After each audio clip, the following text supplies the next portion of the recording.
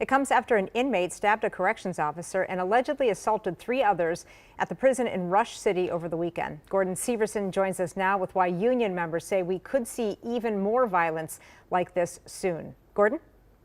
Yeah, the attack happened during a routine inspection. Corrections officials say that officers found homemade alcohol inside a cell. The inmate then attacked one of the officers with a makeshift weapon, also known as a shank. 3 other officers were injured when they jumped in to help.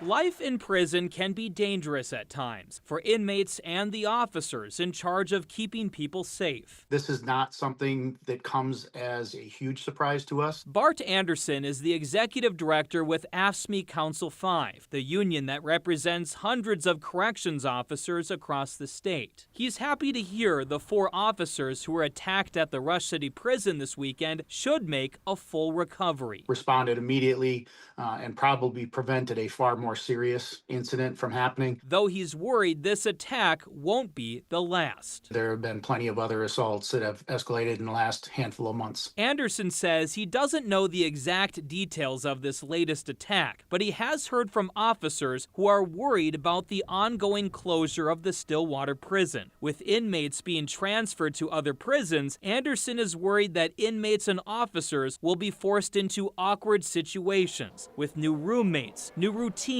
and possibly more conflict. Any kind of changes in any given days or weeks structure can bring an uptick in incidents like this. In a statement released Monday afternoon, Corrections Commissioner Paul Schnell says the preliminary investigation shows the attack was not connected to any transfers from the Stillwater prison. And so far, they have not received any reports of violence or assaults linked to prison transfers. However, Schnell says, quote, "We do recognize that any large-scale operational change can influence operational dynamics within the correctional facilities."